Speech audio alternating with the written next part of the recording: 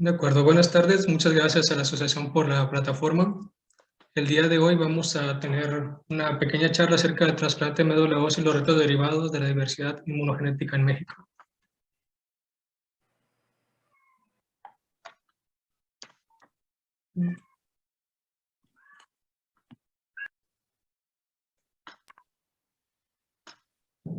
Muy bien, como contenido, primero vamos a hablar de algunas generalidades, después vamos a ir con el tema de hematopoiesis, trasplante de médula ósea y la selección de donadores. Después la parte que tal vez parezca un poco más interesante, que es acerca de echarle sus variantes en las poblaciones. Y por último, algunas conclusiones. Muy bien, aquí dejo mis datos. Como ya comentó la doctora, actualmente estoy trabajando en el Hospital Civil de Guadalajara. La atención que damos en el laboratorio está muy dirigida al área de oncohematopediatría. Entonces, por eso es que quisiéramos hablar acerca de los retos que significa hacer el abordaje, ¿no?, para el trasplante de médula ósea. Algunos de los temas que nos hemos encontrado en el día a día y sobre todo esta gran diversidad. Para comenzar, quisiera citar al doctor Barquera con este texto que menciona algunos de sus trabajos. La diversidad exhibida en los genes de respuesta inmune es un reflejo de las complejas historias demográficas y epidemiológicas de los habitantes del continente antes de la conquista, durante esta y a través de toda la colonia. Muy bien, como generalidades tenemos que el trasplante de médula ósea representa en muchos casos la única opción terapéutica para tratar a un paciente. Puede ser con algún diagnóstico de una enfermedad hematológica maligna o no maligna. Aquí algunos ejemplos, pues, hemoglobinopatía, un error innato del metabolismo, deficiencias inmunitarias, enfermedades autoinmunes. Aquí algunas imágenes de los casos que llegamos a tratar en el hospital de una LMAM3, una promielocítica. La segunda imagen es como la clásica que encontramos en anemia plástica, ¿no?, donde se ve únicamente células de adipocitos, y por último una anemia de células falciformes. Ok, con esta imagen vamos a ver qué tipo de abordaje es el más común, ¿no?, para el trasplante de médula ósea. Durante los últimos 30 años que, bueno, este reporte se hizo a lo largo de 30 años, desde el 97 a 2017, trataron de ver las frecuencias de cuál era el diagnóstico más tratado por trasplante de médula ósea.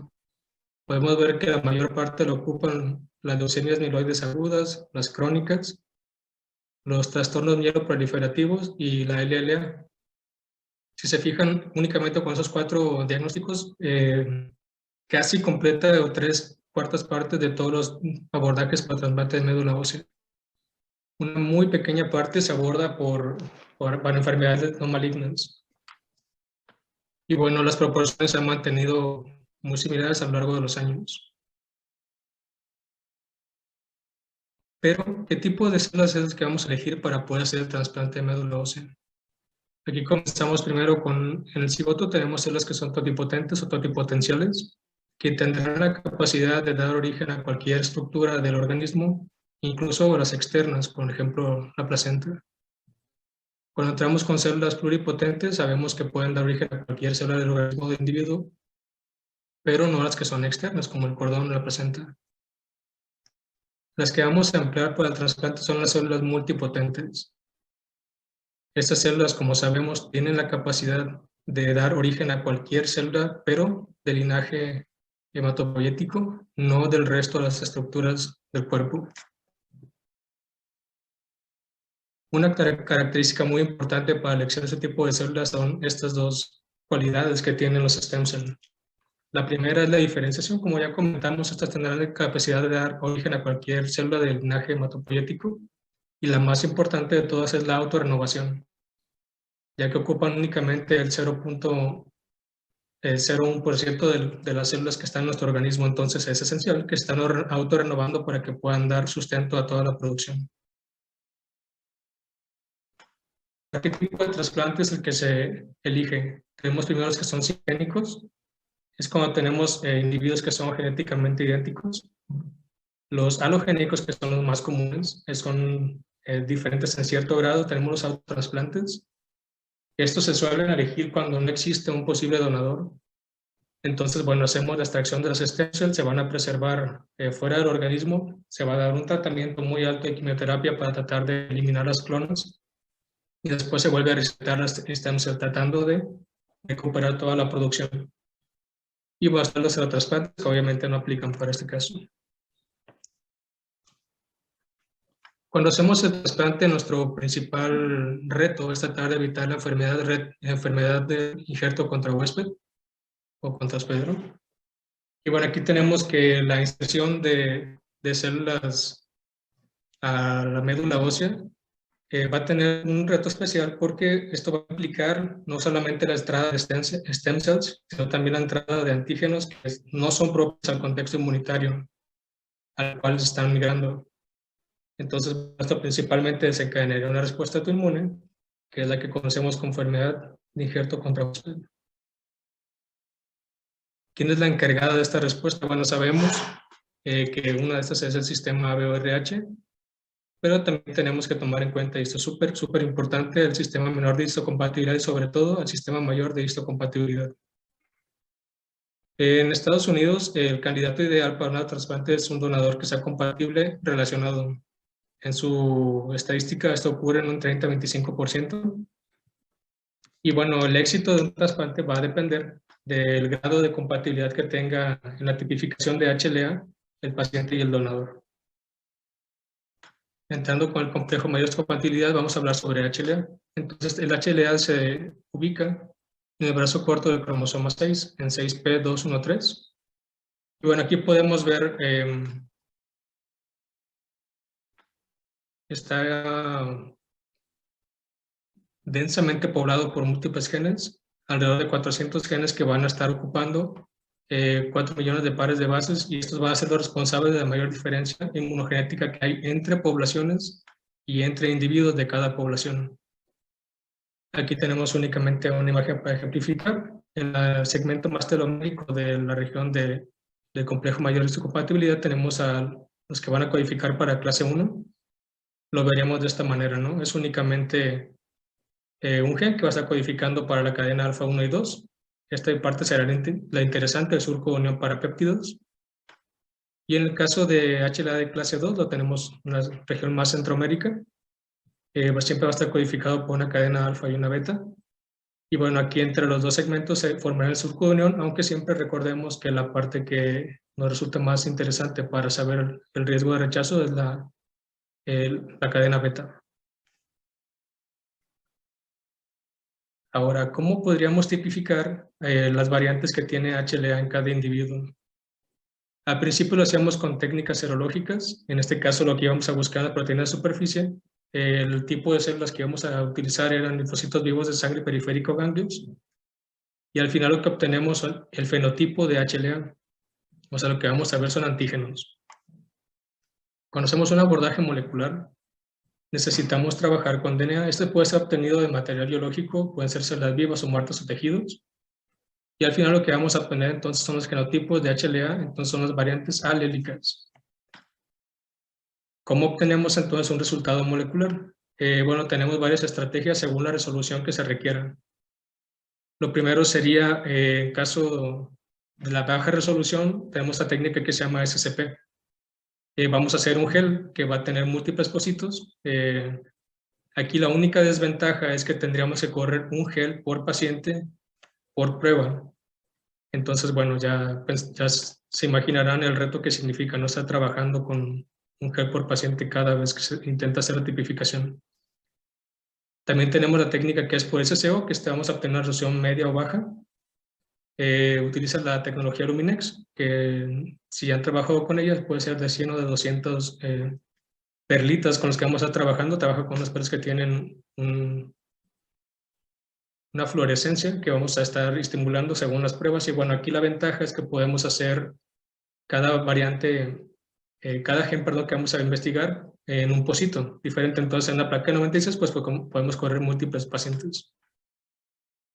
Seguido, con mayor resolución, bueno, tenemos la secuenciación tipo Sanger, y para correr todos los genes de manera simultánea también podemos emplear la tecnología de NGS en cualquiera de sus plataformas que estén disponibles.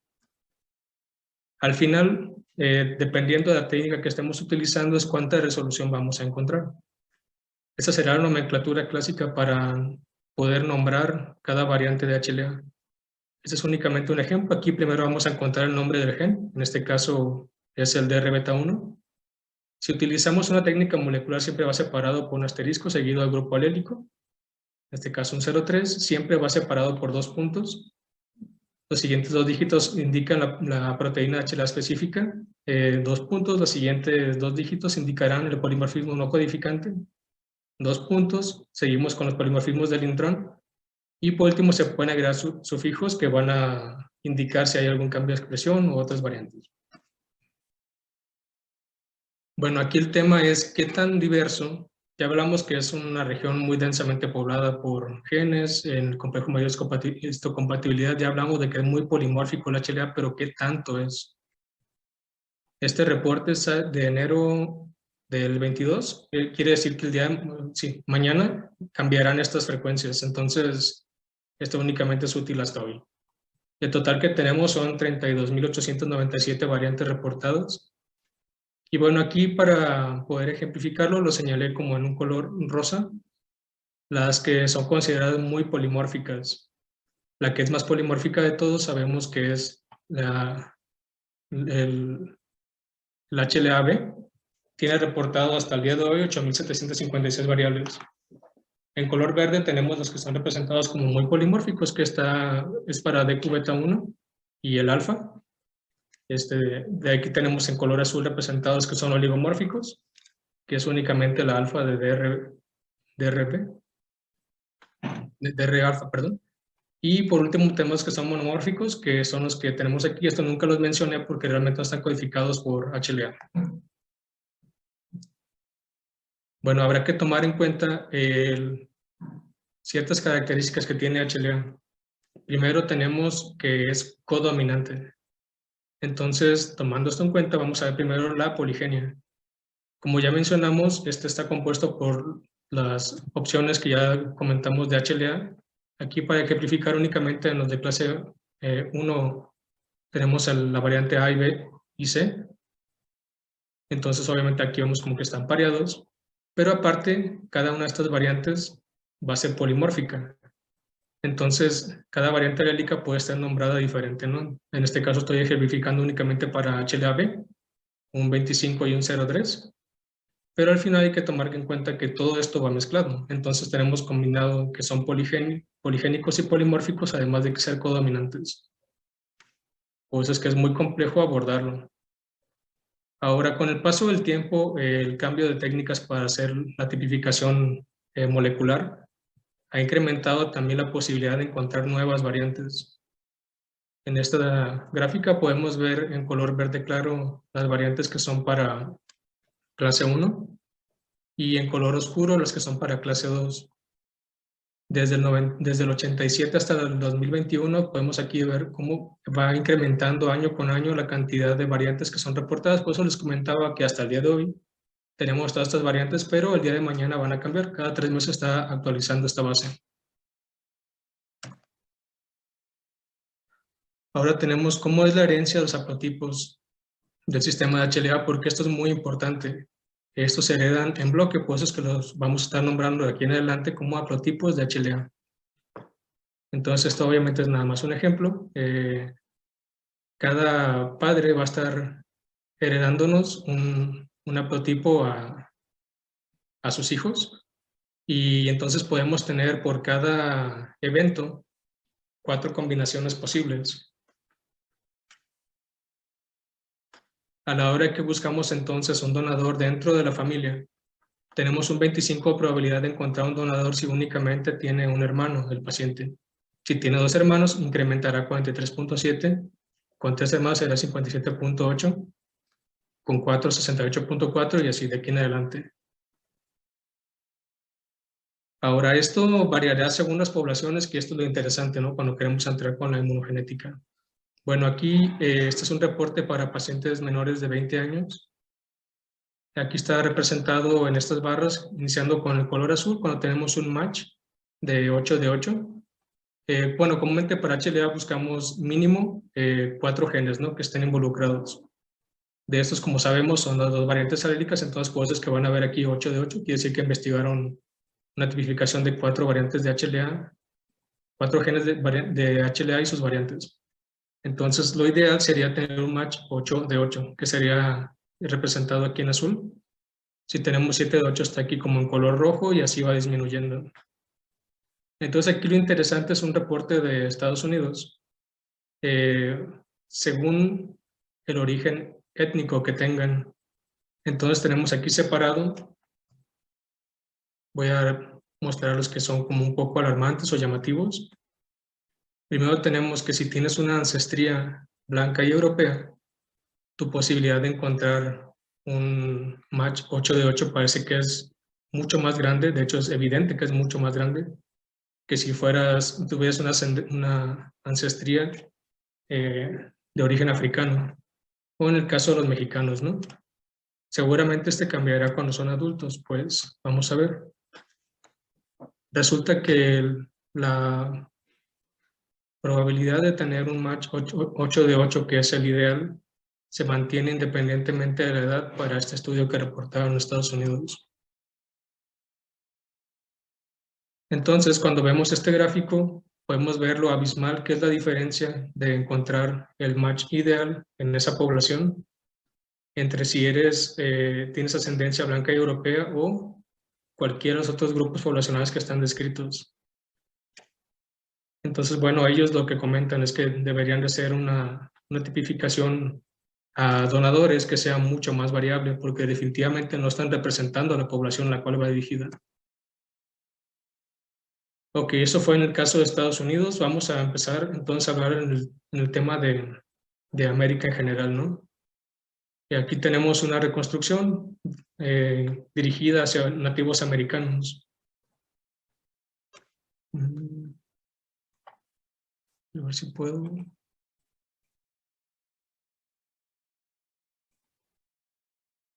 Ok. Bueno, eso se hizo con 364.470 reportes de SNPs.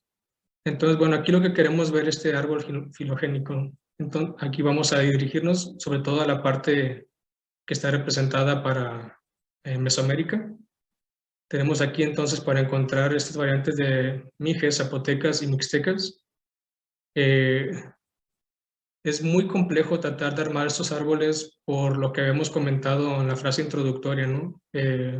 No únicamente fue la migración que tuvo origen hace más o menos entre 15.000 y 16.000 años que hizo el poblamiento de América, sino que el evento de la conquista en sí introdujo estas variables muy conservadas europeas y también africanas, que entonces dan origen a estas divergencias que hay. Es muy complicado en este sentido hacer el abordaje de ancestría en población americana, incluso con todos los datos y bases que se han generado a lo largo del tiempo.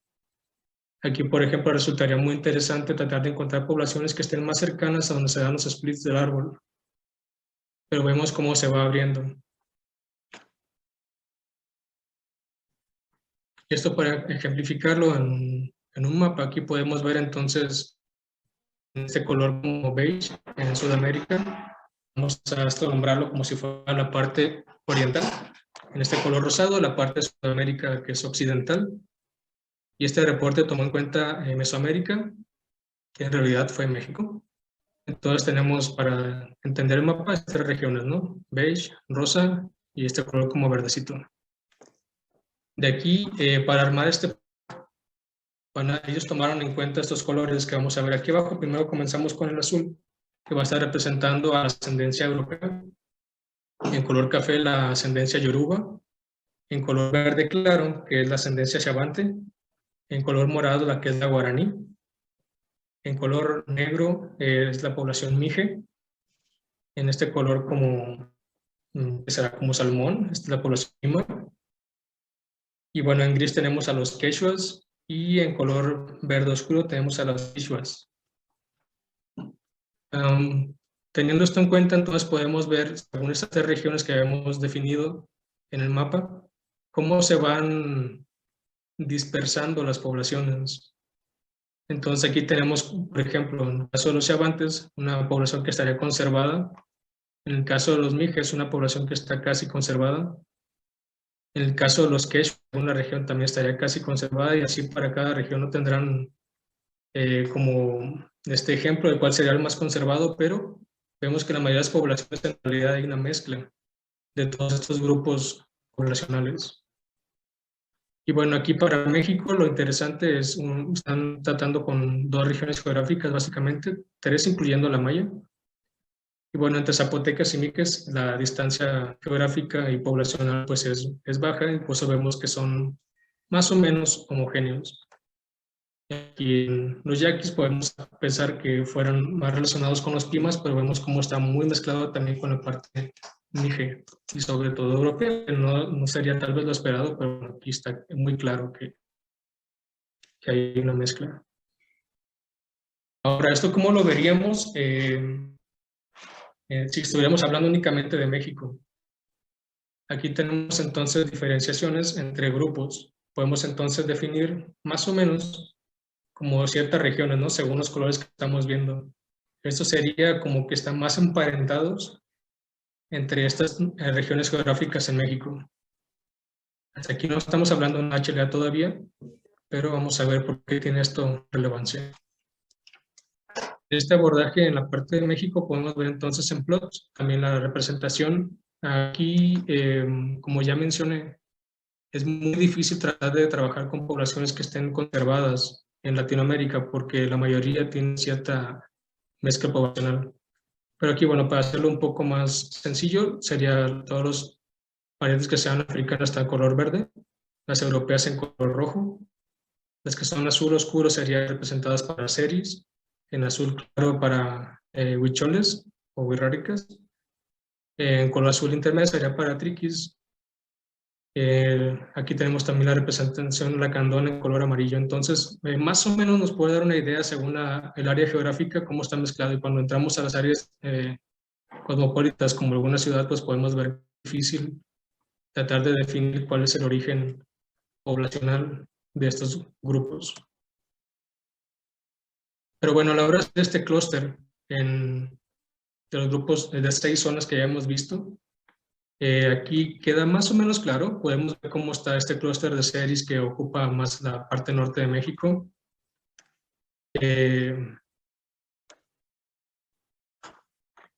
Aquí lo interesante es, estos son gradientes. Pueden ver cómo trataron de ejemplificarlo justo con colores, ¿no? Cómo se va dispersando como la frecuencia que tienen de estos clústeres según la región geográfica.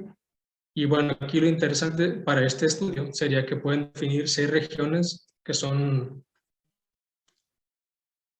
como excluyentes entre sí en México. Ahora entrando con HLA, tenemos que las variantes pueden ser, o sea, las variantes de HLA se dispersaron a lo largo del mundo, ¿no? Tenemos que hasta alrededor de 100.000 a 150.000 años, todos nuestros ancestros vivían en la región que ahora conocemos como África. Alrededor de hace 50.000 a 70.000 años decidieron empezar a migrar o algo condujo a que comenzaran a migrar por el resto del mundo. Y como ya comentamos, la entrada a América por hace 15.000, 16.000 años. Y bueno, este es un plot para una variante de HLA. Y aquí lo que quiere demostrar es que no únicamente va a haber variantes de HLA que sean específicas para poblaciones, sino que pueden estar dispersas por todo el mundo.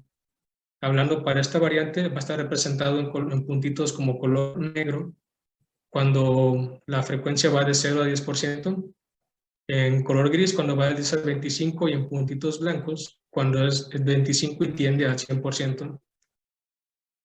Entonces, aquí lo que sería interesante ver los puntitos blancos en este mapa. Podemos ver cómo en México es muy evidente que esta frecuencia es muy alta, pero no únicamente en México, se va dispersando también por toda Centroamérica, en el Caribe, en Sudamérica, sobre todo en la costa del Pacífico, pero no únicamente están en América, también podemos ver regiones del Mediterráneo que las tienen, la región del Levante que los tiene, en el sudeste asiático, en Oceanía. Entonces, esto hablando de frecuencias, la presencia está en todos lados, entonces quiere decir que independiente de la migración y el paso del tiempo, o sea, hay variantes de HLA que se conservan. Ahí estábamos hablando únicamente de una variante de HLA, pero ¿qué pasaría si queremos observar haplotipos a lo largo de diversas regiones del mundo? Aquí voy a únicamente hablar de un ejemplo. Aquí está con un haplotipo de HLA A02, B35, DR beta 104 y DQ beta 10302. Y esta que está en color naranja, que es la HLA A02, B35, DR beta 108 y DQ beta 104. Aquí vamos representado entonces con color rojo y naranja. Cómo estos haplotipos están representados desde la frontera de Estados Unidos con Canadá, México, Centroamérica y Sudamérica. Quiere decir que hay haplotipos que se han conservado a lo largo de la dispersión por todo el continente, y no únicamente en el continente, también en otras regiones del mundo pasaría lo mismo. Puedes ir viendo cómo se van dispersando. Entonces quiere decir que son características que se han mantenido con el paso del tiempo y las migraciones. Como ya hemos visto en el reporte previo, había una separación muy clara entre lacandones y el resto del país, pero ¿por qué podía estar pasando esto? Aquí en este reporte, trabajaron con 118 muestras de lacandones que no están relacionados. En este análisis de componentes múltiples podemos ver aquí en esta estrella color morado la representación de lacandones. Vamos a estar viendo múltiples gráficos como este, entonces todos los que son morados son para población nativa americana. En color rojo, que están por aquí dispersos, son para población asiática. En color amarillo es para población africana. Y en color verde es para población europea. Entonces, incluso pensando de que sean muestras o pacientes muy como homogéneos en comunidades de nativos americanos, podemos ver que incluso ellos, los lacandones, están muy dispersos de otras poblaciones cercanas, de la misma región geográfica. Aquí en este árbol filogenético que armaron con 114 grupos de humanos a lo largo del mundo, están representados en color amarillo los grupos poblacionales africanos, en color verde europeos, en color rojo son los asiáticos, en color morado, como ya mencionamos, nativos americanos, en color rosa Oceanía. Entonces aquí lo interesante sería ver esto, ¿no? La diferenciación que sí existe desde un árbol filogenético entre grupos de lacandones y el resto de poblaciones nativoamericanas a las cuales están muy relacionadas geográficamente. Pero, ¿esto qué tiene de relevante hablando sobre HLA? Resulta que, bueno, la HLA y la adaptación, como ya hemos mencionado, estos se han distribuido por algo del mundo, por algún motivo han dejado de ser frecuentes en unas regiones o se han mantenido en otras. Esto se debe a una presión que es selectiva. Y bueno, muy probablemente uno de estos motivos sea para la adaptación funcional a patógenos. Entonces aquí tenemos un gráfico donde podemos ver con este gradiente de colores, según la frecuencia para patógenos y virus, cómo se distribuyen a lo largo del mundo. Lo esperado sería que en regiones donde existen más variantes patógenas, también hubiera más diversidad de HLA para combatirlas. Siempre que hablamos sobre esta diversidad a la cual está expuesto cada individuo o grupo poblacional, trataremos de explicarlo con variantes de HLA que puedan como aumentar la probabilidad de éxito a la hora de estar en ese entorno. Y bueno, aquí para como comparar los resultados que tenían con estas variantes entre diversidad patogénica y viral, también hicieron este análisis para polimorfismos contenidos con contenido informativo para HLA-B y DR-beta1.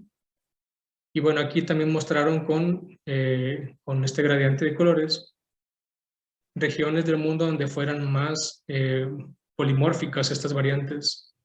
Aquí lo que no esperaban encontrar es que estuviera tan conservado o que fuera tan limitado la diversidad de clase 2, aquí representado por DR beta 1 en población de lacandones. Porque bueno, el entorno en el que vive la comunidad lacandona es una zona que es tropical, con diversos factores ambientales que pudiera estar interviniendo y pareciera que está más aislado de lo que esperaban.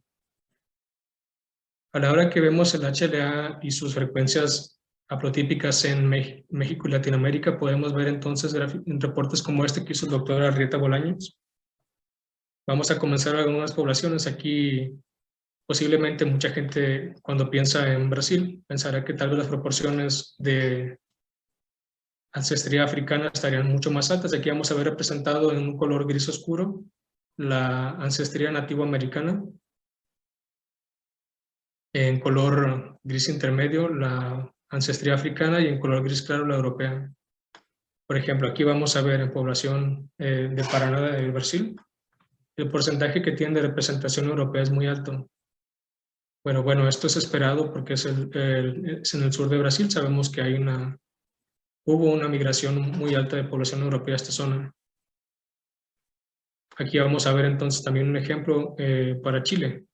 La distancia geográfica que podría haber entre los estudios que se hicieron en Santiago de Chile y la población mapuche, aparentemente no es mucha, pero podemos ver aquí cómo las proporciones son totalmente distintas, o mejor dicho, opuestas.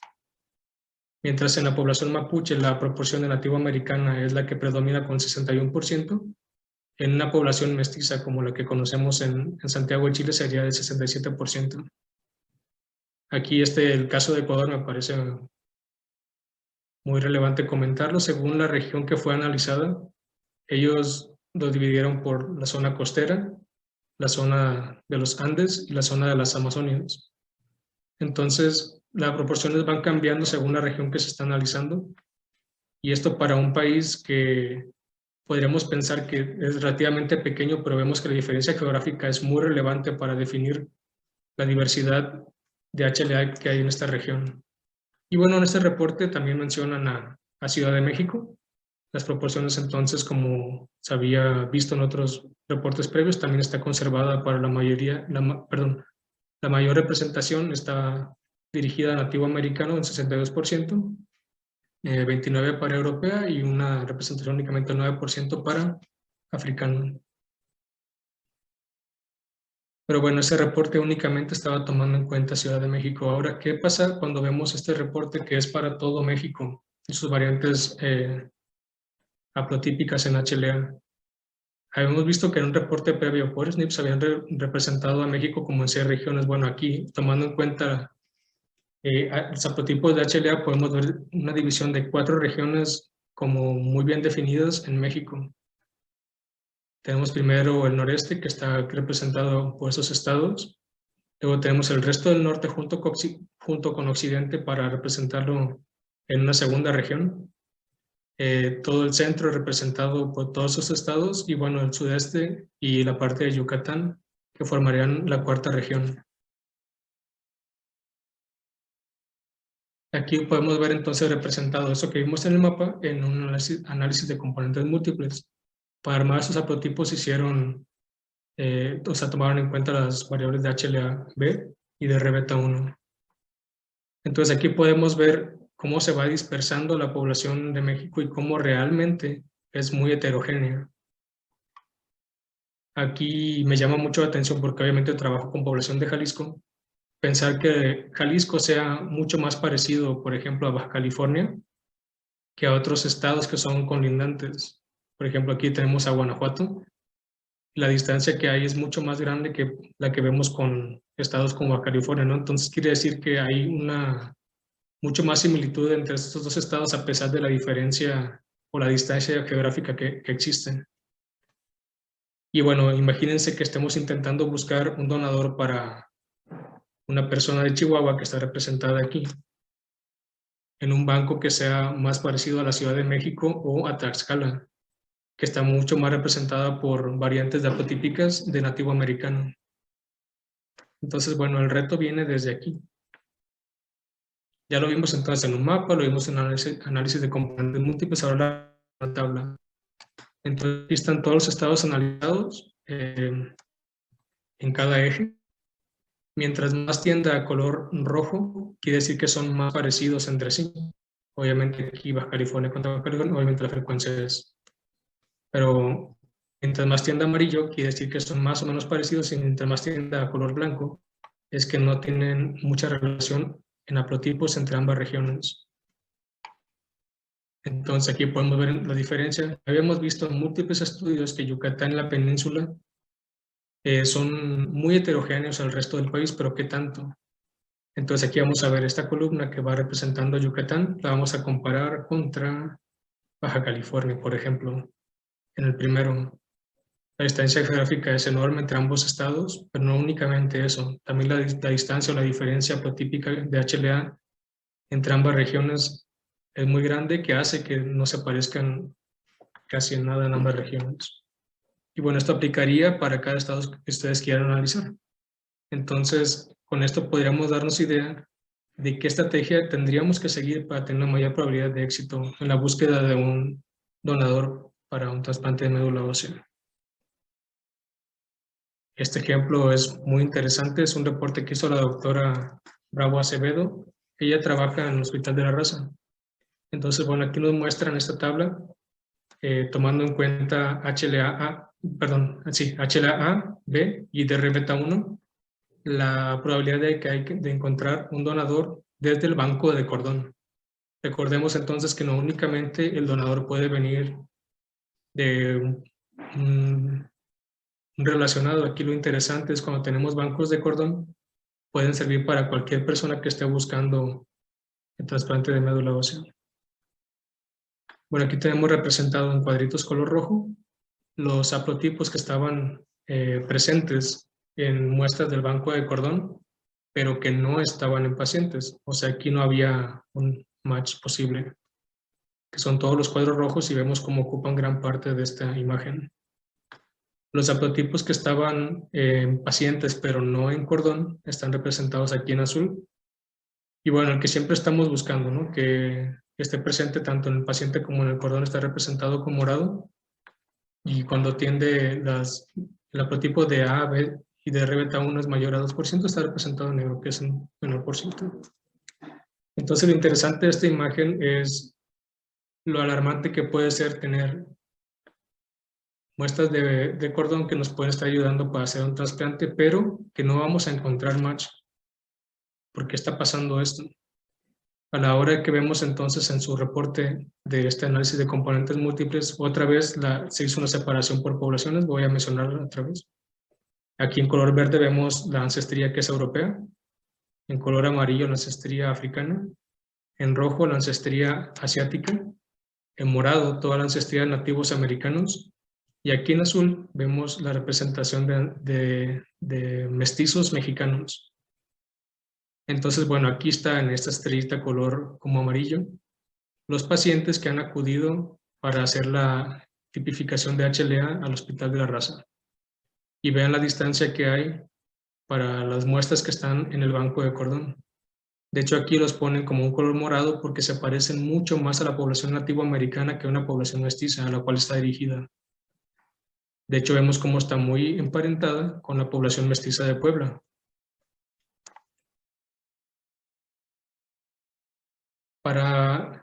Bueno, el reporte termina un poco ahí, pero este mismo grupo dio seguimiento.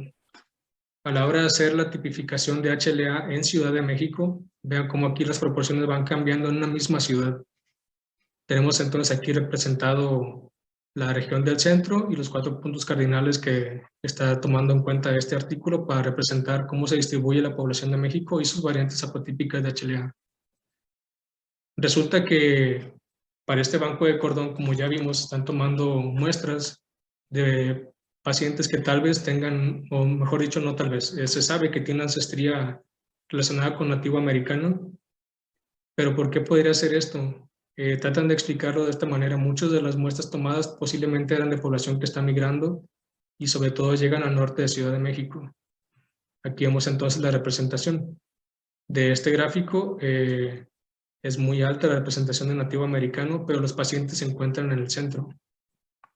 Entonces, podría sonar como raro porque es dentro de la misma ciudad, pero resulta que esto sí es relevante, porque están tomando un banco de cordón que es muy útil, pero el problema es que no está representando a toda la población a la cual va dirigida, incluso en una ciudad como Ciudad de México, que las posibilidades de encontrar un donador podemos pensar que son mucho más altas.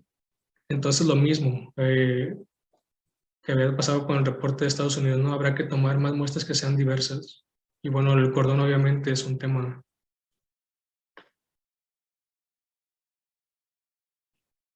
Ahora, el reto que significaría todo esto que estamos escuchando de lo que nos ha reportado la doctora Bravo Acevedo con la poder encontrar un donador desde un cordón para la población a la cual va dirigida, ¿qué podría esto significar para Jalisco?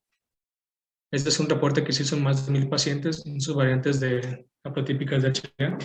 Y bueno, aquí podemos ver cómo incluso en Guadalajara y zona metropolitana las proporciones de ancestría se van moviendo. Aquí tenemos otra vez representado en color morado la ancestría nativa americana, en color verde la ancestría europea y en color amarillo la africana. Entonces, en regiones que son obviamente colindantes de la misma ciudad, las proporciones cambian totalmente. Entonces, para implementar un banco potencial para la región de Jalisco, habrá que tomar en cuenta esto. Son datos de alarma que no hay que olvidar.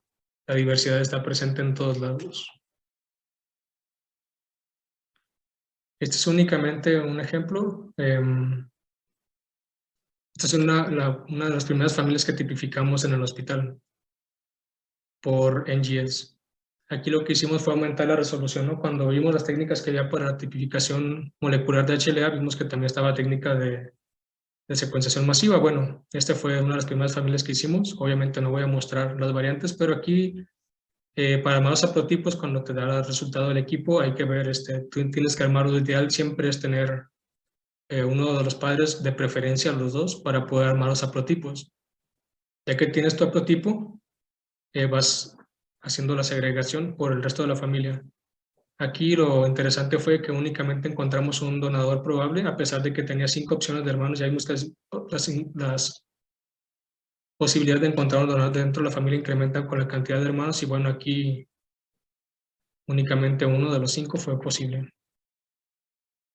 Ya para terminar, vamos a ver aquí entonces a la hora que buscamos el primer haplotipo, que era el A02, B1515, beta 104 y el DR beta, DQ beta 10302.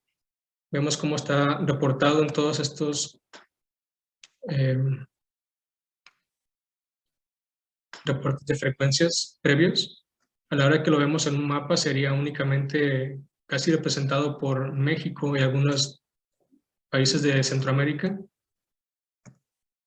Pero cuando entramos a ver este haplotipo de A6803, B3905, C0702, el DR beta 10407, el DP beta 10301 y el DQ03, podemos ver que únicamente encontramos un reporte previo y era justo en la población que habíamos comentado de lacandonens.